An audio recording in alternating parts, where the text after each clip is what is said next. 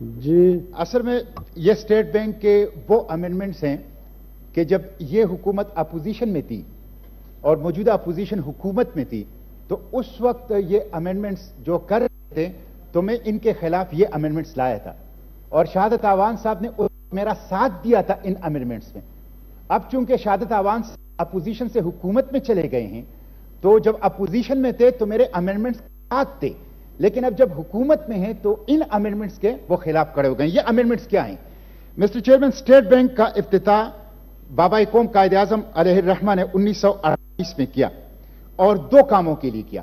ایک تو یہ کہ یہ سود سے کے خلاف جو ہیں معیشت کو انٹروڈیوس کرے گا, اور دوسرا قائد نے فرمایا کہ مغربی ماڈل معیشت کا ناکام ہو چکا ہے غربت کے خاتمے میں, اس لیے ہم ایک الٹرنیٹ اسلامی ماڈل دینا چاہتے ہیں, اس کے لیے اسٹیٹ بینک کو قائم کیا. بدقسمت یہ ہے کہ اس وقت اسٹیٹ بینک جو سود کے خاتمے کے لیے تھا اس میں 21% شرعی سود, سب سے بلند شرعی سود وہ تاریخ کی اس وقت وہ دے رہے ہیں.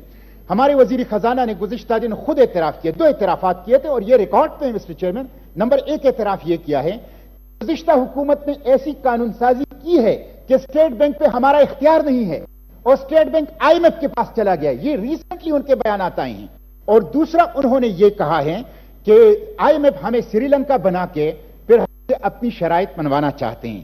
یہ جو میں لایا ہوں امینڈمنٹس, یہ اس لیے لایا ہوں کہ اسٹیٹ بینک کو واگزار کر لوں. اسٹیٹ بینک بابائے قوم کا بینک فروخت ہو چکا ہے, بابائے قوم کے بینک ہمارے اختیار سے چلا گیا ہے. میں اس میں بہت انیشلی ابتدائی کچھ ترامیم لایا ہوں تاکہ ہم اس بینک کے اوپر اختیار رکھیں. آپ دیکھیں وہ انٹرسٹ ریٹ مقرر کرتا ہے 21%, اس کے نتیجے میں پاکستان کے اوپر قرضے بڑھتے ہیں, اس کے نتیجے میں انفلیشن طوفان آتا ہے, لیکن وہ ذمہ دار اس کے لیے نہیں ہے. اس وقت State Bank of Pakistan parliament کے ماتحت نہیں ہے, اس وقت State Bank of Pakistan I M F کے ماتحت ہے. میں بابائے قوم کے بینک کو واپس پارلیمنٹ کے ماتحت اور پاکستان کے ماتحت لانا چاہتا ہوں, اس لیے یہ امینڈمنٹ لایا ہوں. اس میں پہلی امینڈمنٹ جو ہیں وہ یہ ہے کہ گورنمنٹ کو بارونگ کی اجازت دی ہے.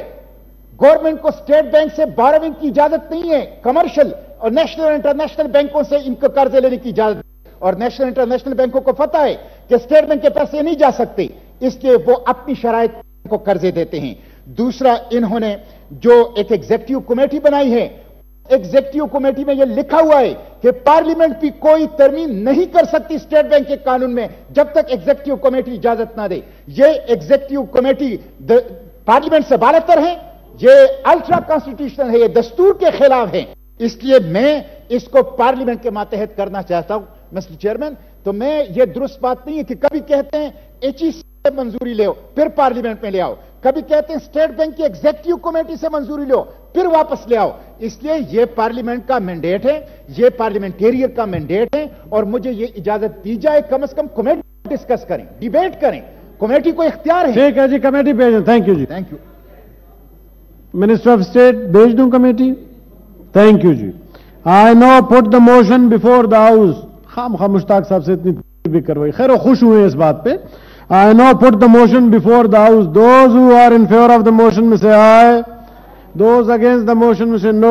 I think the ayes have it, the ayes have it. The motion is carried and the leave to introduce the bill is granted. Order number 20. Senator Mushtaq Sahab, please move order number 20. Thank you, Mr. Chairman. Thank you, Mr. Chairman. I, Senator Mushtaq Ahmed, introduce the bill further to amend the State Bank of Pakistan Act 1956, the State Bank of Pakistan Amendment Bill 2023. The bill as introduced stand referred to standing committee concerned.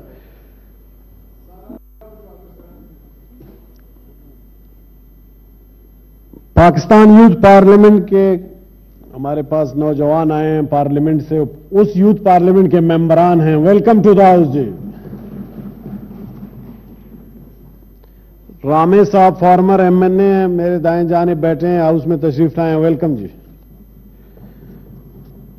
Order number 21, Senator Sania Nishtar, please move order number 21. Oh, madam bhi aayi hui hai. Thank you. I, Sania Nishtar, would like to move for leave to introduce a bill to provide for the establishment of the Pakistan Asas Tahaffuz Program, the Pakistan Asas Tahaffuz Program Bill 2023. پوچھ لوں oppose اگر نہیں کریں تو بھیج دوں committee کو.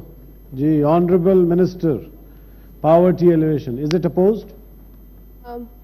Ji sir, I oppose it and I have got valid arguments if you allow me. پہلے ان کی سن لیں پھر Surely. جی پلیز جی بتائیں بل لائے ہیں جی.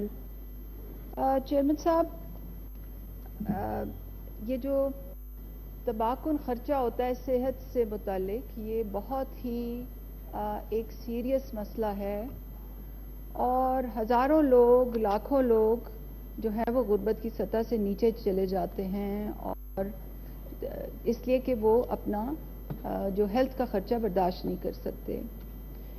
تو آپ کو تو معلوم ہے کہ ایک بائی پارٹیسان کنسنسس لگتا ہے کہ جو ہیلتھ انشورنس ہے اس کے اوپر ایک سب کی ہی اگریمنٹ ہے کہ ہیلتھ انشورنس ہونا چاہیے اور پاکستان کی تمام پارٹیز جو ہیں پولیٹیکل پارٹیز وہ اس کی سپورٹ میں ان کے بیان آتے ہیں اور گورنمنٹس جو ہیں آپ کو تو معلوم ہے کہ پچھلی گورنمنٹ نے ہیلتھ انشورنس کو ایک فلیگ پروگرام بھی بنایا تھا.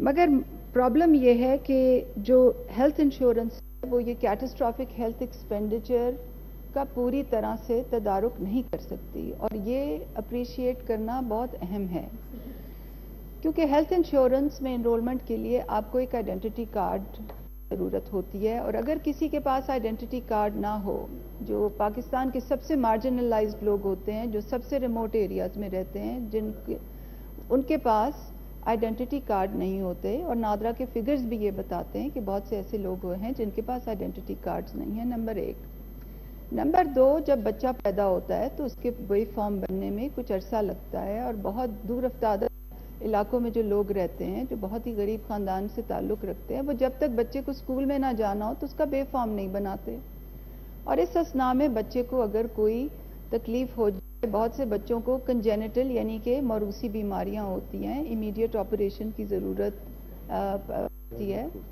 تو ان کو ہیلتھ انشورنس کیٹر نہیں کر سکتی. نمبر 2. نمبر 3 یہ کہ بہت سے ہسپتال جو ہوتے ہیں وہ امپینلڈ نہیں ہوتے. بہت سی ایسی کنڈیشنز ہوتی ہیں جو امپینلڈ نہیں ہوتی جن کے لیے پریمیم نہیں ادا کیا گیا ہوتا جو پالیسی میں شامل نہیں ہوتی. اور اس کے علاوہ جو ہیلتھ انشورنس کی جو سیلنگ ہوتی ہے اکثر اوقات وہ سیلنگ برسٹ ہو جاتی ہے کہ ایک خاندان کی اگر سیلنگ 4 لاکھ ہے یا 7 لاکھ ہے یا 10 لاکھ ہے ڈپینڈنگ کہ آپ کون سے انسٹرومنٹس استعمال کر رہے ہیں تو اس کی سیلنگ برسٹ ہو جاتی ہے خاص طور پہ کینسر ٹریٹمنٹس میں ہائی کاسٹ آپریشنز میں تو ان لوگوں کا پھر کوئی فال بیک نہیں ہوتا اور بہت سی کرونک کنڈیشنز جو ہوتی ہیں رینل فیلئر اور آپ نے تو NCDs پر ایک اسپیشل کمیٹی بھی بنائی ہوئی ہے تو I congratulate you for that.